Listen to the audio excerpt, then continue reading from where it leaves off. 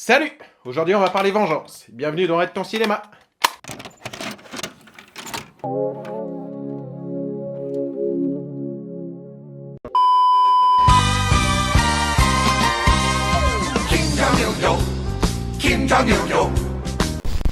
Pour expliquer les réalisations coréennes actuelles, il n'est pas nécessaire d'analyser la production depuis ses débuts. Le faire apporterait probablement un petit peu plus d'éclaircissement, mais c'est un travail un petit peu fastidieux et pas des plus intéressants pour tout vous dire. D'autant plus que la majeure partie des œuvres de cette période ont disparu avec la guerre de Corée. Donc manque de bol. Je vais également éviter de vous parler du cinéma nord-coréen dans la mesure où son régime politique ne permet aucune diffusion en dehors de ses frontières. Certains cinéastes sud-coréens seront même enlevés par les autorités du Nord afin d'atteindre les objectifs et les ambitions du régime communiste. Donc manque de bol. D'ailleurs, heureusement que ces connards n'ont pas le même alphabet que nous, sinon ça ferait longtemps qu'ils auraient la bombe A. Ok, pas de blague raciste, j'ai compris. Ok, c'est dommage, on aurait pu rire jaune quand même. Bref, je vais surtout m'attarder sur les années 80, date de la fin de l'époque dictatoriale. Car justement, afin de se libérer des démons dus aux années d'après-guerre, plusieurs jeunes cinéastes sud-coréens vont s'attaquer aux films de genre. Si la plupart des productions cinématographiques du pays se destinent à un public surtout adolescent, il en ressort pourtant chaque année un bon nombre d'excellentes surprises. De ce mouvement vont apparaître des réalisateurs comme Bong Joon-ho, Kim Ji-woon, Kim Ki-duk, Lee Yeon-bum, désolé pour la prononciation, mais surtout Park Chan-wook, qui est aujourd'hui considéré comme une vraie star dans son pays. Ces réalisateurs vont révolutionner le paysage cinématographique grâce à des œuvres repensant le film de genre, souvent gore et malsain, où la poésie et l'esthétique trouvent leur pleine mesure, tout en critiquant une société en pleine transition.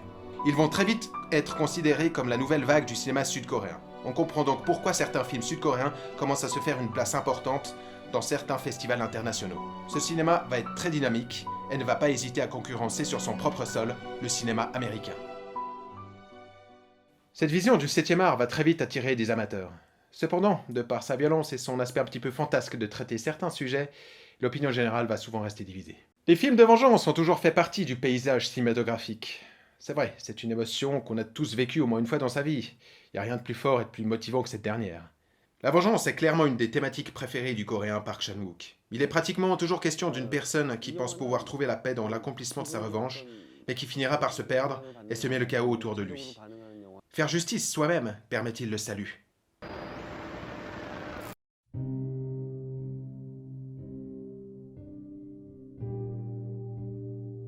Ryu est un employé d'usine sourd et muet. Sa sœur gravement malade attend une opération. Dong-jin, son patron divorcé, est le père d'une petite fille.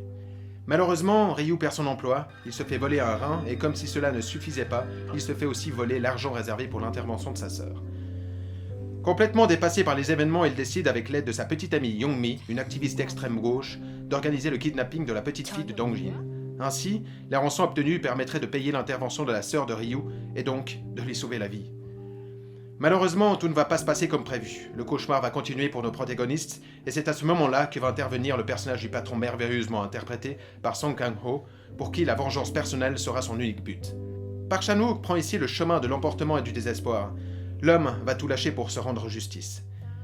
Ainsi, Ryu et son ami vont devenir petit à petit des animaux uniquement guidés par leurs instincts. Sympathie pour Mr. Vengeance annonce d'emblée la couleur. Ryu veut sauver sa sœur en attendant qu'un rein puisse se trouver afin de l'opérer, et Young-mi se bat contre l'injustice sociale. Les intentions de Chan-wook touchent très clairement à la compassion et la générosité d'autrui. C'est très simple, il veut nous toucher en plein cœur, le coquin. On s'attache très vite aux personnages. La première partie du film se concentre sur le couple. Leurs idéaux sont justes, on les comprend. On serait amené à faire de même si on était dans la même situation. La seconde partie est nettement plus sauvage et primaire. Pas au sens péjoratif du terme, bien sûr. La réputation du film choc n'est pas fausse. Le style visuel du film est réaliste, la violence est bien présente et va crescendo. Il y a aussi assez peu de dialogue, du fait que le personnage de Ryu soit sourd. Cela donne d'ailleurs parfois des scènes mélangeant tragique et burlesque, le tout dans des effets gore assez féroces. Il est clair qu'après visionnage du film, vous ressentirez une bonne grosse gêne. Ce qui nous met le plus mal à l'aise en dehors des scènes choc, c'est qu'on ne sait justement pas pour qui prendre parti. Chaque personnage possède des motivations aussi fortes et légitimes les unes que les autres. On les accepte, mais en même temps, on les subit. Le film se veut clairement comme un témoignage des plus sincères au résultat des intentions des deux parties. Que cela soit pour sauver la vie de sa sœur ou de punir le criminel du meurtre de sa fille, les personnages et leurs proches côtoient la mort à la suite de leur choix de poursuivre le chemin de la vengeance. Vous l'aurez certainement compris, Sympathy for Mr. Vengeance est une œuvre grinçante, poétique et sociale, offrant d'excellentes idées surfant sur le ton du burlesque et du tragique. Un chef-d'œuvre brillamment réalisé de par sa photographie, se rapprochant parfois de la peinture, et de la poésie de ses plans intelligents dans la façon de traiter certains détails. Après nous avoir ébahis avec Sympathy for Mr. Vengeance, Old Boy était donc très attendu au tournant. Le film déroule un schéma identique à celui de son prédécesseur, avec cette vengeance comme ligne directrice. Cependant, le réalisateur l'exploite davantage.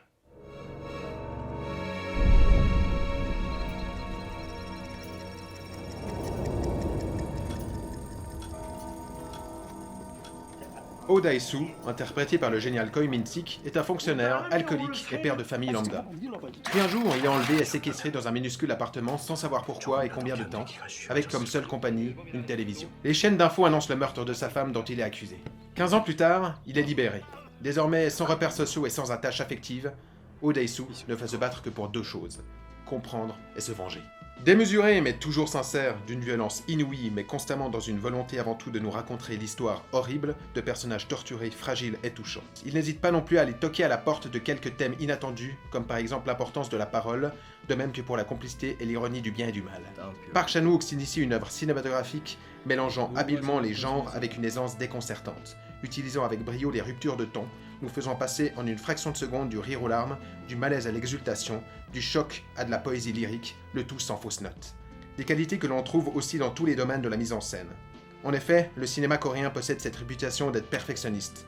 C'est clairement le cas dans Old Boy. Le film est un condensé d'images, de musique et de scènes cultes avec une trame scénaristique diabolique, interprétée par des acteurs géniaux, tout tend vers la perfection. Malgré tout, on pourra chipoter que le film n'est pas aussi génial que son prédécesseur.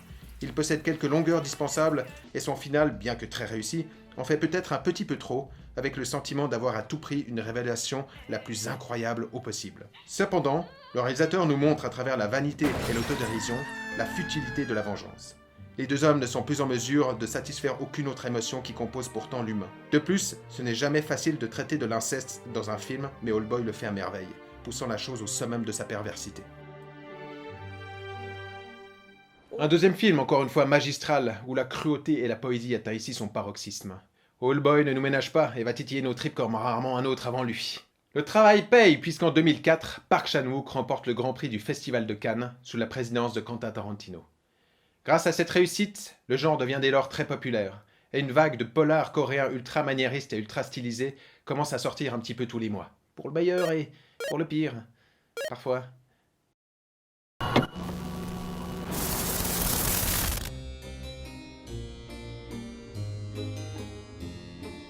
Voici donc le dernier volet de la trilogie Vengeance. L'idée Vengeance a pourtant bien déçu ses fans, car ici nous avons le droit à un film nettement plus mesuré. L'histoire de Lady Vengeance ou Sympathy for Lady Vengeance nous présente Gumja, une jeune femme lambda, encore une fois. Puis sans que l'on sache pourquoi, elle est injustement accusée du kidnapping et de l'assassinat d'un jeune garçon. Gumja, est condamnée à une longue peine de 13 années de prison durant lesquelles elle va méticuleusement préparer sa vengeance. Le récit de ce dernier chapitre possède également toute l'ambiguïté et la moralité qui fait le succès de ces trois films. Nettement moins violent que son prédécesseur, le réalisateur laisse place ici à une agressivité un peu plus douce.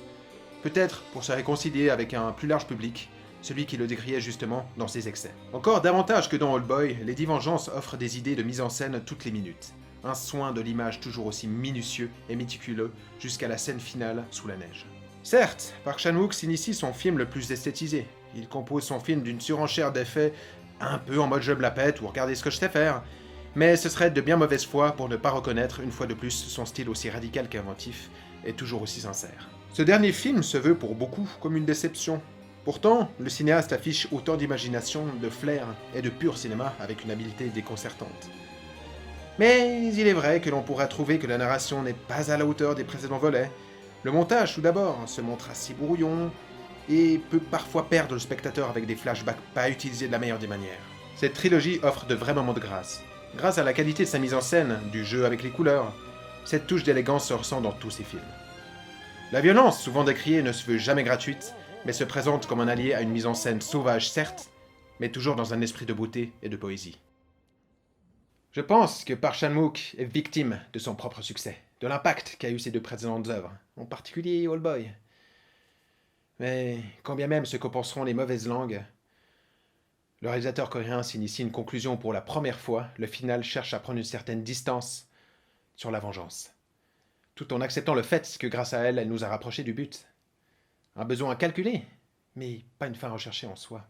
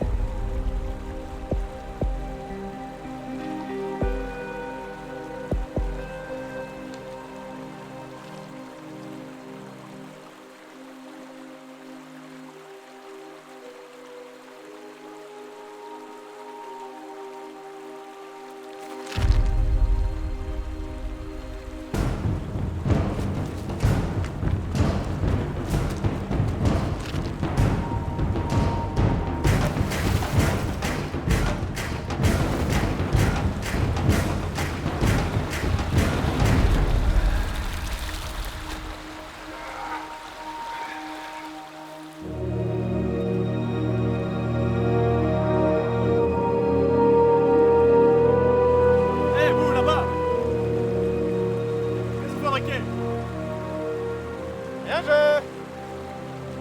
Cherchez. Mon pull. L'ai retrouvé.